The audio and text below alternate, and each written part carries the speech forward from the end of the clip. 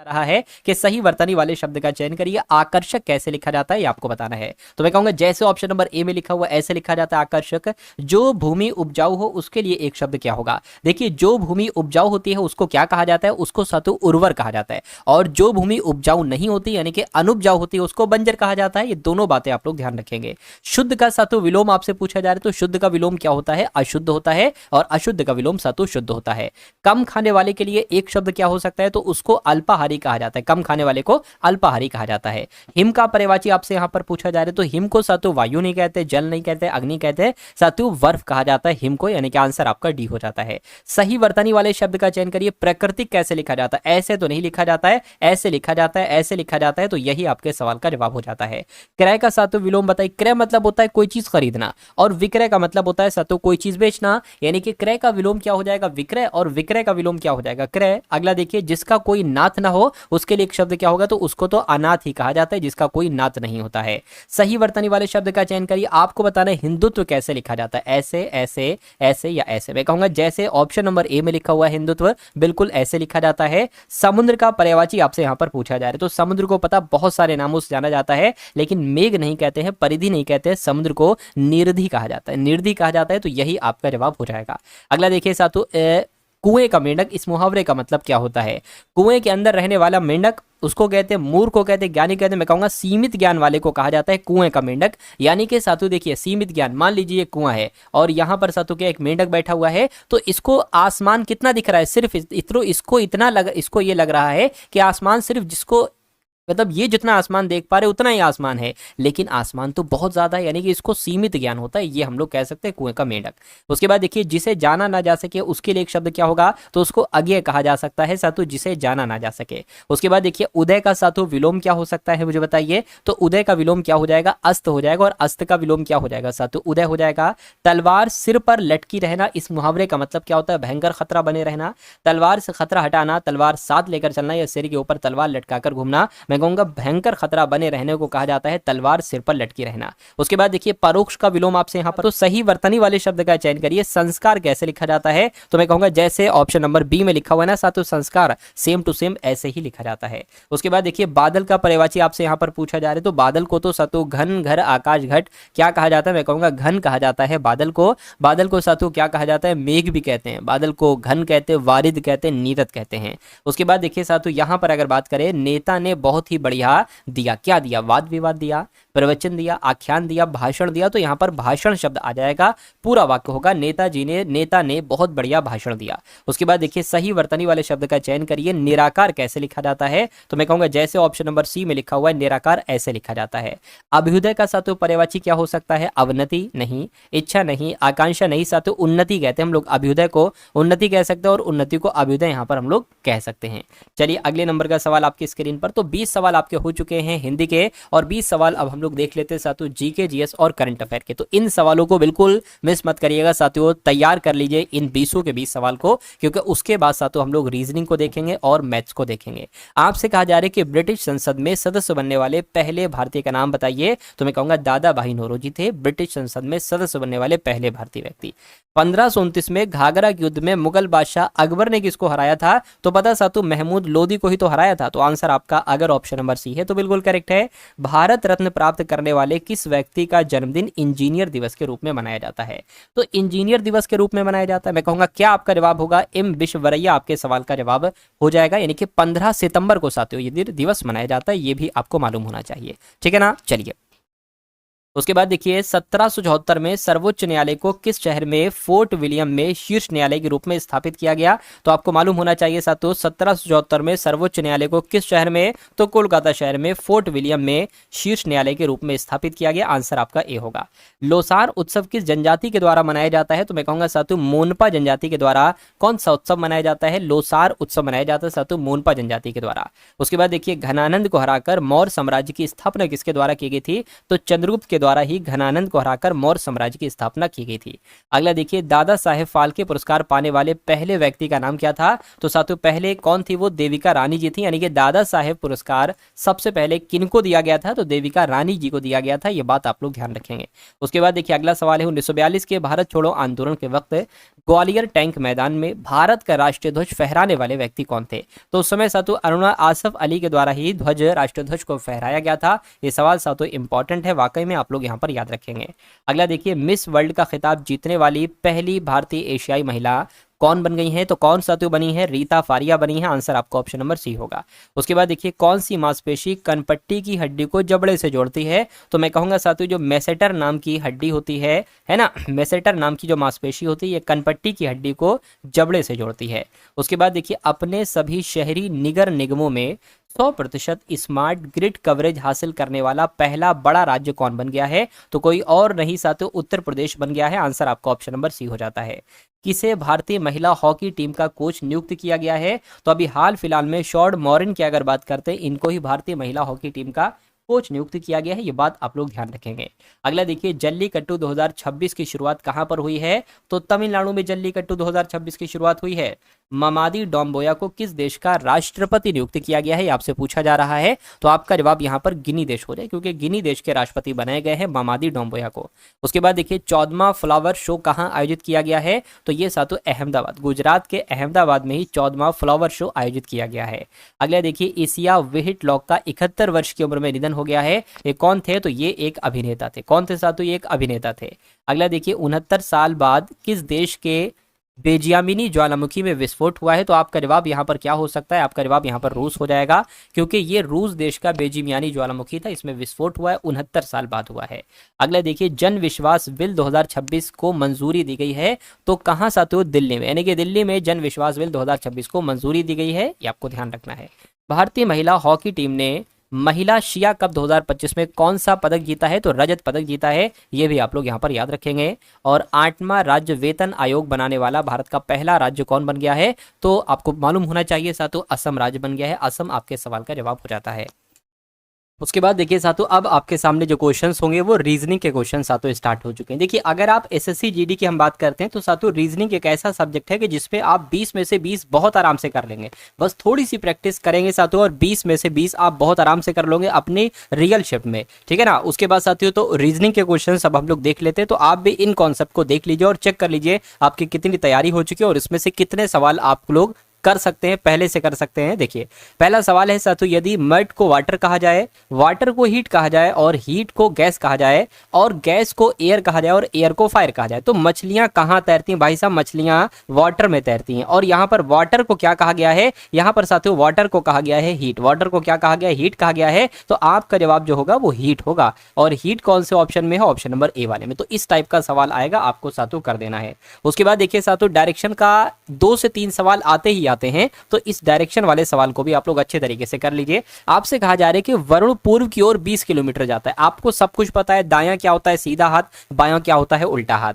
आपसे कहा जा रहा है वरुण, तो वरुण मान लीजिए अभी यहां पर है, पूर्व की ओर जाता है 20 किलोमीटर, पूर्व इस तरफ होता है, तो 20 किलोमीटर ये चल दिया। कह रहे कि दाईं ओर, यानी कि सीधे हाथ पर मुड़ता है और 15 किलोमीटर जाता है, सीधे हाथ पर मुड़ता है और 15 किलोमीटर जाता है। फिर वो बाएं मुड़ता है, 20 किलोमीटर जाता है। साथियों बाएं मुड़ता है, वो 20 किलोमीटर जाता है। फिर से वो बाएं ओर मुड़ता है और 30 जाता है। अब देखिए 30 जो जाएगा ना, वो 20, तो जब ये 15 है, सॉरी ये 15 है ना, और 30 जाना है उसको, तो इसकी डबल होगी, लगभग साथियों इतनी हो जाएगी, है ना। तो अंत में वो बाईं ओर मुड़ता है और 40 जाता है। अब देखिए ये टोटल अगर यहां से यहां तक चलोगे तो 40 होगी। क्यों? क्योंकि ये 20 है और ये 20 है, तो मैं कहूंगा ये टोटल यहां तक जाएगी, ये आपकी 40 हो जाएगी। कहने बताइए वरुण प्रारंभ के बिंदु से कितनी दूर है? यानी कि यहां से साथियों ये दूरी है, ये कितनी है? तो ये दूरी कैसे निकाल सकते हो? ये 15 है तो ये 15 हो जाएगी, बची ये भी 15, क्योंकि ये टोटल 30 है, तो 15 किलोमीटर की तो दूरी हो जाएगी। दूसरी चीज पूछी जा रही, बताइए वरुण प्रारंभ के स्थान से कितनी दूर? तो 15 किलोमीटर की दूरी पर है। और किस दिशा में है? प्रारंभ के स्थान से, यानी कि अगर इधर से देखा जाए, प्रारंभ के स्थान से देखा जाए, तो ये कौन सी दिशा कहलाएगी? ये उत्तर दिशा कहलाई जाएगी। तो मैं कहूंगा 15 किलोमीटर और उत्तर दिशा कहां पर लिखी हुई है? ऑप्शन नंबर बी में लिखी हुई है। अगला सवाल आपकी स्क्रीन पर, रमा शिवम की पत्नी है, शीला शिवम की बहन है, और अर्जुन की पत्नी है। अमित शीला का बेटा है, सोनाली अर्जुन की बेटी है। अमित का सोनाली से क्या संबंध होगा? यानी कि सोनाली क्या कहेंगी अमित को? जैसा जैसा कहा जा रहा है वैसा वैसा करते जाइए। रमा शिवम की पत्नी है, तो ठीक है। शिवम की अगर हम बात करते हैं तो शिवम की यहाँ पर पत्नी कौन है साथियों? रमा है, ठीक है। रमा पत्नी है तो माइनस लगा लेंगे, शिवम पुरुष है तो प्लस लगा लेंगे। यानी कि शीला शिवम की बहन है, यानी कि शिवम की बहन कौन है साथियों, शिवम की बहन की अगर बात करते हैं तो शीला है, माइनस लगा लेंगे, यानी कि और अर्जुन की पत्नी, यानी कि शीला जो है ना ये शिवम की तो पत्नी है, लेकिन सॉरी शीला जो है ना ये शिवम की तो बहन है लेकिन अर्जुन की पत्नी है, तो अर्जुन की पत्नी होगी साथियों। पति पत्नी के लिए हम डबल लाइन लगाएंगे साथियों, हम समझ जाएंगे देख करके, हाँ डबल लाइन है तो पति पत्नी है, यानी कि अमित शीला का बेटा है, यानी कि इन दोनों का बेटा हो जाएगा, अर्जुन और शीला का बेटा हो जाएगा साथियों अमित, ठीक है, तो अमित बेटा हो गया। सोनाली अर्जुन की बेटी है, सोनाली अर्जुन की बेटी है, यानी कि अगर बात करते हैं सोनाली की तो ये अर्जुन की बेटी, यानी कि इन दोनों के दो बच्चे हैं, एक शीला है सॉरी एक अर्जुन और शीला के दो बच्चे, एक सोनाली है एक अमित है। कहा जा रहा है सोनाली अमित को क्या कहेगी, तो सोनाली अमित को क्या कहेगी, भाई कहेगी, तो भाई आपके सवाल का बिल्कुल सही और सटीक जवाब हो जाएगा भाई, बहुत बढ़िया, वेरी गुड क्लास। अगला सवाल साथियों, एक एक सवाल आपके लिए बहुत इंपॉर्टेंट है और वैसे ही सवाल मैंने लिया है जैसे आपके एग्जाम में पूछा जाता है। आपसे कहा जा रहा है कि एक ही पासे के फलकों पर L Z I D N और ए अंकित है, ठीक है कोई बात नहीं। नीचे एक ही पासे की दो स्थितियां दी गई हैं, दो स्थितियां दी गई हैं, यानी कि फलक एन के विपरीत पर फलक कौन सा होगा, बस इतनी सी बात आपसे यहाँ पर पूछी जा रही है। एन के L A D A Z I, यहाँ पर एन तो हमको दिख ही नहीं रहा है, तो एक काम करिए साथियों, आपको ये दिख रहा है कॉमन, ए यहाँ पर भी है ए यहाँ पर भी है ना, तो कॉमन अंक जो है ए, इसको आधार मानकर अगर हम बात करते हैं, देखिए ए ये हो जाएगा और एक आपका ये हो जाएगा। ए के बाद क्या है आई और जेड, तो साथियों आई और जेड हो जाएगा, और इधर ए के बाद क्या है डी और एल, तो डी और एल हो जाएगा। यानी कि जेड का विपरीत पूछा जाता तो एल बताते, एल का विपरीत जेड बताते, आई का विपरीत डी बताते और डी का विपरीत आई बताते, लेकिन ए का विपरीत यहाँ पर ए आ रहा है। देखिए 6 नंबर होते हैं, 6 लेटर होते हैं, तो यहाँ पर मैं कहूँगा एन ही आ जाएगा, यानी कि ए का विपरीत एन हो जाएगा, और एन का विपरीत पूछा गया है तो साथियों ए हो जाएगा, तो ए आपके सवाल का बिल्कुल सही और सटीक जवाब हो जाएगा। अगला सवाल आपकी स्क्रीन पर है, आपसे कहा जा रहा है कि एक घड़ी सुबह 8:45 से सुबह 10:12 तक चलती है, बताइए इस समय के दौरान घंटे की सुई कितने डिग्री चलेगी, इतनी सी बात पूछी जा रही है। सबसे पहले ये देखिए कि 8:45 से 10:12 तक कितने मिनट हो रहे हैं, तो 15 मिनट तो इधर हो गए है ना, 15 मिनट इधर हो गए, और 9 बज गया, 9 से 10 यानी कि 60 मिनट फिर वो हो गए, और 12 मिनट साथियों ये हो गए, कितने हो गए 70 75 75 85 और 87, यानी कि कुल मिला के 87 मिनट यहाँ पर बात चल रही है। अब अगर बात करते हैं, अच्छा मुझे एक चीज पता है, घंटे की सुई की जब हम बात करते हैं, क्योंकि यहाँ पर घंटे की सुई कितने डिग्री चलेगी, तो जो घंटे की सुई होती है ना साथियों, ये 1 मिनट में कितने डिग्री चलती है, 1 मिनट में आधा डिग्री चलती है, तो मैं कहूँगा 87 मिनट में कितने डिग्री चलेगी, तो इसकी 87 से गुणा कर दीजिए, तो 87 मिनट में, तो फिर इसकी भी 87 से गुणा करना पड़ेगी, इसको कैलकुलेट कर लीजिए, 2 चौक 8 और 2 तियां 6 और एक बचेगा, पॉइंट लगेगा, 0 बढ़ेगा है ना, और 2 पंजे 10, यानी कि मैं कहूँगा 43.5 डिग्री चलेगी है ना। अगर 87 मिनट समय है और 1 मिनट में आधा डिग्री चलती है, तो 87 मिनट में 1/2 गुणा 87 यानी कि 43.5 डिग्री चलेगी, और ऐसा कहाँ पर लिखा हुआ, ऐसा आपका ऑप्शन नंबर सी में लिखा हुआ है। उसके बाद देखिए अगले नंबर का सवाल आपकी स्क्रीन पर, आपसे कहा जा रहा है कि 5 लड़कियां हैं, बीना, एलिसा, हेमा, केतकी, जोया, एक वृत्ताकार मेज के परिता केंद्र की ओर मुंह करके बैठी हैं, तो एक वृत्ताकार सा तो हमने यहाँ पर बना लिया, कितने लोग हैं 5 लोग हैं, तो 1 2 3 4 और एक साथ तो यहाँ पर 5 हो जाएंगी, ठीक है। उसके बाद अगर बात करते हैं, यहाँ पर कहा जा रहा है कि बीना केतकी के बाईं ओर ठीक बगल में बैठी हैं, हेमा जोया के दाईं ओर ठीक बगल में बैठी हैं, बीना एलिसा के बीच में केवल केतकी बैठी। अब देखिए आप इस वाली लाइन को सॉल्व करेंगे या इस वाली लाइन को सॉल्व करेंगे, अगर हम इस वाली लाइन को सॉल्व करते हैं तो बीना यहाँ पर भी हमें मिल रही हैं और बीना हमें यहाँ पर भी मिल रही हैं। अगर हम इसको इस वाली लाइन को सॉल्व करेंगे हेमा जोया, तो मुझे तो नहीं लग रहा कि हेमा जोया हमें आगे कहीं पर नहीं मिल रही ना, तो कॉमन वाली लाइन को हम सॉल्व करते हैं, 2 बार जिक्र किया गया होता है जिस नाम का, उसको हम सातों देखते हैं। बीना यहाँ पर देख लेते हैं, केतकी के बाईं और ठीक बगल में बीना है, तो केतकी को आप कहीं पर भी बैठा दीजिए, मान लीजिए केतकी सातों यहाँ पर बैठ गई, तो केतकी के बाएं बीना बैठी, यानी कि बीना यहाँ पर बैठी होंगी केतकी के बाएं। अब देखिए बीना और एलिसा के बीच में केवल केतकी बैठी है, बीना और एलिसा, तो एलिसा यहाँ पर बैठेंगे, जाहिर सी बात है, क्योंकि कहा गया है कि बीना और एलिसा के बीच में केतकी बैठी है, केतकी बैठी हुई है। उसके बाद देखिए जोया के दाईं और ठीक बगल में बैठी है हेमा, तो अब के साथ तो क्या आप कर सकते हैं, हेमा जो है ना, हेमा की अगर बात करते हैं,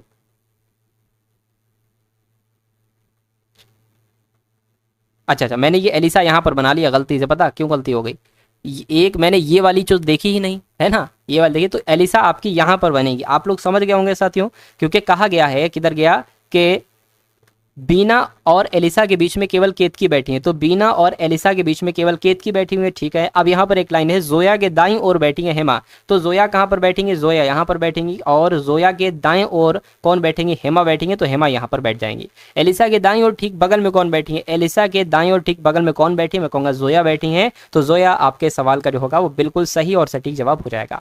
अगला सवाल आपकी स्क्रीन पर है, देखिए सवाल को और बताइए आपका जवाब यहाँ पर क्या हो सकता है। आपसे कहा जा रहा है कि 29 लड़कों की एक पंक्ति में विशाल का स्थान बाईं तरफ से 70वां है, ठीक है। 29 लड़के हैं और विशाल का स्थान बाईं तरफ से, विशाल की अगर हम बात करते हैं साथियों, बाईं तरफ से जो स्थान नंबर है वो 70वां है। पुनीत का स्थान दाएं तरफ से 70वां है, पुनीत की अगर हम बात करते हैं साथियों, पुनीत का स्थान जो है ना ये इधर से 70वां है, दाईं तरफ से। बताओ पंक्ति में उन दोनों के बीच कितने लड़के बैठेंगे, यानी कि यहाँ पर कितने लड़के बैठेंगे, ये बात आपसे पूछी जा रही है। देखिए सबसे पहले अगर बात करते हैं, टोटल लड़के 29 है, 70वां इधर से स्थान है, 70वां इधर से स्थान है, तो 17 + 17 कितना हो जाएगा, मैं कहूँगा 34 हो जाएगा। अगर बात करते हैं साथियों, यहाँ पर आपसे कहा गया है 29 लड़के हैं, है ना, 29 लड़के। देखिए हो ये भी सकता है विशाल यहाँ पर बैठा है और पुनीत यहाँ पर बैठा है, तो इनके बीच कितने लड़के हैं, ये भी हो सकता है ना। तो साथियों क्या आप करेंगे, आप यहाँ पर करेंगे कि आप, अब देखिए टोटल लड़के 29 है, तो मैं कहूँगा 34 में से 29 जाएगा, 34 में से अब जब 29 जाएगा तो कितना बचेगा, देखिए साथियों 5 आपका बच जाएगा, 5 आपका बच जाएगा। अब ये 2 बार काउंट किया गया, एक बार ये एक बार ये, तो इसलिए 2 यहाँ से घटाना पड़ेगा, मैं कहूँगा 3 आपका यहाँ पर आ जाएगा। यानी कि पंक्ति में उन दोनों के बीच कितने लड़के होंगे, 3 लड़के होंगे, 1 2 3, तो 3 आपके सवाल का बिल्कुल सही और सटीक जवाब हो जाएगा। उसके बाद देखिए साथियों अगला सवाल आपकी स्क्रीन पर है, कहा जा रहा है कि FVZ GXA HZB IBC कौन से 3 लेटर अब यहाँ पर आएंगे, बस इतनी सी बात आपको बताना है। देखिए F के बाद G, G के बाद H और H के बाद I, I के बाद क्या आता है, J आता है, तो J एक तो यहाँ पर सिर्फ यहीं पर ही तो है, तो यही आंसर हो जाएगा। देख लेते हैं एक बार, V क्या, V 22 पर X 23 पर है ना, V 22 पर X 24 पर होता है, तो 2 बढ़ाया गया है, X से Z हुआ है 2 बढ़ाया गया है, Z से B हुआ है 2 बढ़ाया गया, 2 बढ़ाएंगे साथियों तो D आ जाएगा। देखिए D यहाँ पर है, ठीक है, Z से A, A से B है ना, B से C, अच्छा मतलब Z में एक बड़ा होगा तो A ही आएगा, A से B, फिर B से C, फिर D आ जाएगा। यानी कि JDD कहाँ पर लिखा हुआ है, JDD ऑप्शन नंबर B में ही लिखा हुआ है। उसके बाद देखिए अगला सवाल आपसे कहा जा रहा है कि आरेख क्लास के बीच बच्चों की पसंद को दर्शाता है ना। ये चीज आपको दिख रही है, बड़ा कर दूं थोड़ा, एक सेकंड रुकिए। देखिए नीचे वाली लाइन देख लीजिए साथ, ऊपर वाली कोई मतलब नहीं है उससे कोई। ऐसे कितने बच्चे हैं जो मंगल को और बृहस्पति को पसंद करते हैं। देखिए मंगल को पसंद करते हैं, मंगल को पसंद करते हैं ये लोग जितने यहाँ पर हैं, ये सारे मंगल को पसंद करते हैं। और कितने लोग ऐसे हैं जो बृहस्पति को पसंद करते हैं, मैं कहूँगा साथियों ये वाला जो अंदर वाला गोला है ना, ये वाला अगर बात करते हैं साथ, तो इनको अगर हम प्लस यहाँ पर कर दें, क्योंकि ये मंगल को भी पसंद करते हैं और बृहस्पति को भी पसंद करते हैं। लेकिन जब हम 12 को देखेंगे तो ये मंगल को पसंद करता है लेकिन बृहस्पति को नहीं, इसलिए आंसर नहीं हो सकता। 14 की अगर बात करें तो ये मंगल को पसंद करता है लेकिन बृहस्पति को नहीं, इसलिए हमें 13 और 16 नंबर को जोड़ देना होगा। ये नंबर हो जाएगा 29, यानी कि 29 लोग जो है ना ये मंगल और बृहस्पति को पसंद करते हैं, और यही आपके सवाल का बिल्कुल सही जवाब हो जाएगा। अगला सवाल आपकी स्क्रीन पर है, आपसे कहा जा रहा है कि IMD रिपोर्ट के अनुसार बंगाल की खाड़ी में कम दबाव के कारण तमिलनाडु में भारी बारिश हो सकती है। अब कार्यवाही आपको बताना है साथियों, इनके आधार पर, इस कथन के आधार पर कार्यवाही साथियों कौन कौन सी यहां पर हो सकती है। चलिए देखिए, समय पर चेतावनी देने के लिए IMD की प्रशंसा की जानी चाहिए। दूसरा है सरकार को मीडिया द्वारा यह चेतावनी दे देनी चाहिए कि मछुआरे इस दौरान मछली पकड़ने के लिए समुद्र में ना जाएं। देखिए अगर मान लीजिए IMD ने एक रिपोर्ट पेश की है कि भाई बंगाल की खाड़ी में कम दबाव के कारण तमिलनाडु में भारी बारिश हो सकती है, तो ठीक है ये IMD का काम होगा, है ना। तो अब जो जिसका काम है अगर वो काम कर रहा है तो इस समय चेतावनी देने के लिए IMD की प्रशंसा की जानी चाहिए, ये बात हो सकती है। लेकिन अब एक तरीके से अगर बात करें प्रशंसा देना, तो मुझे सही ठीक नहीं लग रहा है, क्योंकि वो उसका एक तरीके से काम है ना, उसका वही काम है, बार बार क्या उसको प्रशंसा ही देते रहोगे।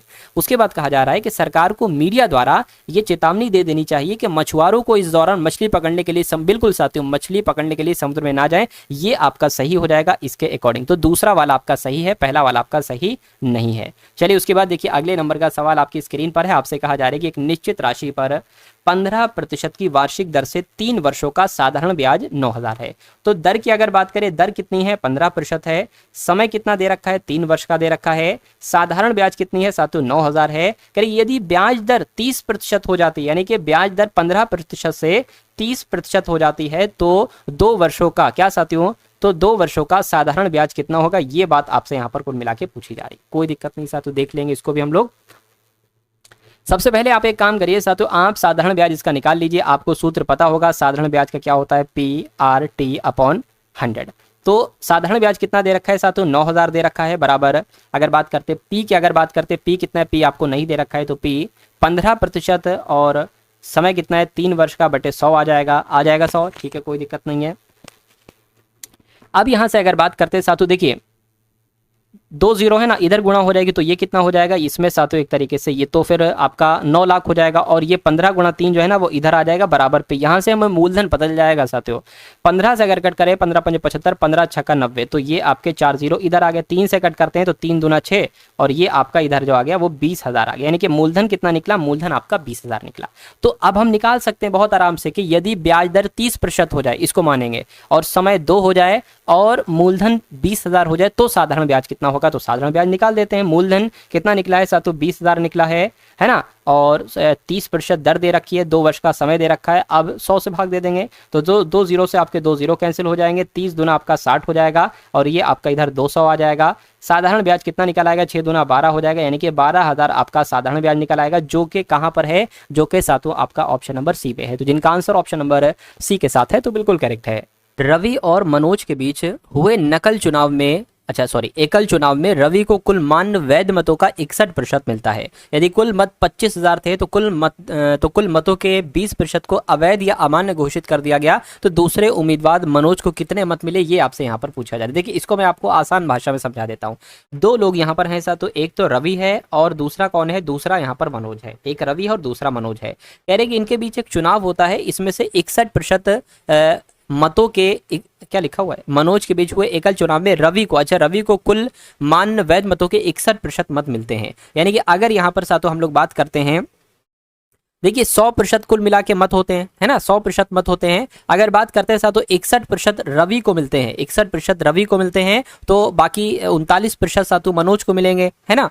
चलिए कोई दिक्कत नहीं, 39% मनोज को मिलेंगे, 39% मनोज को मिलेंगे, और 61% की अगर बात करते हैं तो ये रवि को मिलेंगे, क्योंकि दोनों का योगफल 100 होता है। जीता ये है और हारा ये है। कह रहे कि यदि कुल 25,000 है मत पड़े हैं और कुल मतों के 20% को अवैध घोषित कर दिया गया। देखिए साथियों 25,000 टोटल मत हैं और यहाँ पर 20% अवैध हैं, तो वैध कितने होंगे, वैध 80% होंगे। तो 25,000 वोटों के 80% निकालिए, देखिए वैध मत कितने होंगे। तो 2 जीरो से एक ये जीरो कैंसिल हो जाएगा।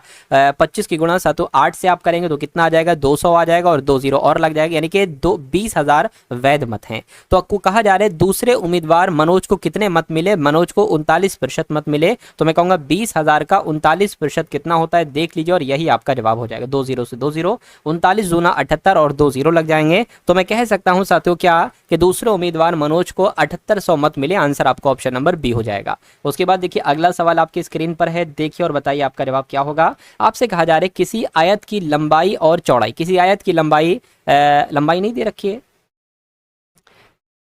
देखिए लंबाई की अगर बात करते हैं, किसी आयत की लंबाई तथा चौड़ाई 16 और 12 सेंटीमीटर यहाँ पर लिखेंगे, 16 और 12 सेंटीमीटर है क्रमशः। यानी कि लंबाई 16 हो जाएगी और चौड़ाई क्रमशः कितनी हो जाएगी साथियों, 12 सेंटीमीटर हो जाएगी। तो आपसे कहा जा रहा है आयत का क्षेत्रफल क्या होगा। आयत का क्षेत्रफल का एक सूत्र होता है साथियों, लंबाई गुणा चौड़ाई। यानी कि अगर आपको लंबाई पता है, आयत की चौड़ाई पता है, तो दोनों को गुणनफल कर दो, आपको उस आयत का क्षेत्रफल पता चल जाएगा।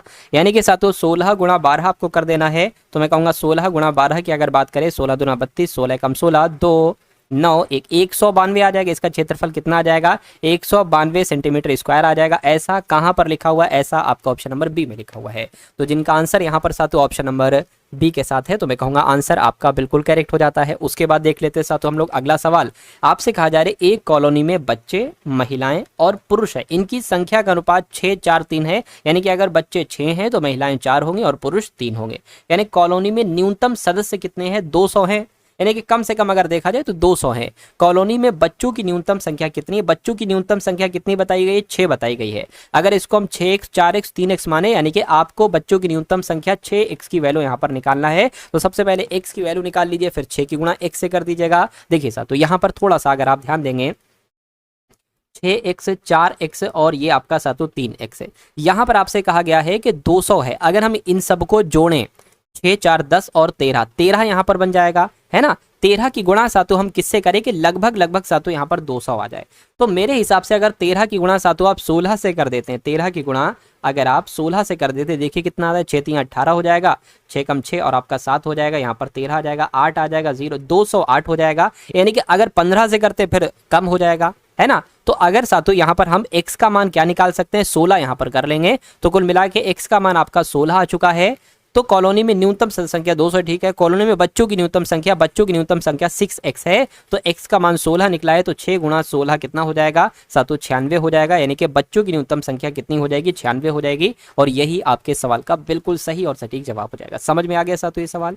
उसके बाद देखिए अगले नंबर का सातों सवाल आपके स्क्रीन पर है, देखिए सवाल को और बताइए आपका जवाब क्या होगा। आपसे कहा जा रहा है 4 संख्याएं क्रमशः 2 5 3 8 के अनुपात में है, इन 4 संख्याओं का योगफल 432 है, तो पहली तथा चौथी संख्या का योग क्या होगा। देखिए सबको जोड़िए, 8 3 11 16 17 18, यानी कि 18x की जो योगफल दे रखा है वो 432 दे रखा है। देखिए क्या x का मान यहाँ से निकल सकता है, 432 बटे 18 निकल सकता है, नहीं निकल सकता है। अगर हम 2 से कट करें तो 9 आ जाएगा, 2 दूना और ये आपका 16 आ जाएगा। 9 से कट करें, 9 दूना 18, 9 चौक आपका 36, बिल्कुल x का मान आपका यहाँ पर 24 निकल आया है। तो पहली संख्या देखिए 24 दूना कितना हो जाएगा, 48, और अंतिम चौथी संख्या कितनी हो जाएगी साथियों, 24 अट्ठे की अगर बात करते, क्योंकि ये 8 है, 24 अट्ठे की अगर बात करें, 4 अट्ठे 32 हो जाएगा, 8 दूना 16 और 19 हो जाएगा, यानी कि 192। तो इनका योगफल आपसे पूछा जा रहा है कितना हो जाएगा इनका योगफल, तो इनका योगफल 240 हो जाएगा, और 240 हमें ऑप्शन में भी दिख रहा है, ऑप्शन नंबर सी वाले में है। उसके बाद देखिए सर, तो अगला सवाल और आज की इस वीडियो का अंतिम सवाल आपकी स्क्रीन पर है। आपसे यहाँ पर कहा जा रहा है कि एक वस्तु का विक्रय मूल्य और क्रय मूल्य का अनुपात 7:5 है, यानी कि अगर खरीदा गया है, विक्रय मूल्य अगर 7 है तो क्रय मूल्य 5 है, यानी कि अगर खरीदा है 7 रुपए में और बेचा है 7 रुपए, मतलब खरीदा है 5 रुपए में और बेचा है 7 रुपए में, तो कितने का प्रॉफिट हुआ, 2 का प्रॉफिट हुआ। इसको प्रतिशत में आपको बदलना है। देखिए प्रतिशत में बदलना है तो 100 से गुणा कर देंगे। क्रय मूल्य नीचे आता है, क्रय मूल्य कितना है सातों, 5 है, तो 5 आ जाएगा, 5 से कट होगा सातों आपका 20 आ जाएगा, 20 दुना कितना हो जाएगा, 40 हो जाएगा। मैं कहूँगा 40% का लाभ होगा। ऐसा कहाँ पर लिखा हुआ, ऐसा आपका ऑप्शन नंबर ए में। तो दोस्तों ये वीडियो आप लोगों को कैसी लगी कमेंट बॉक्स में ज़रूर बताएं। वीडियो अच्छी लगे तो वीडियो को लाइक करें और चैनल पर नए हैं तो चैनल को सब्सक्राइब करें।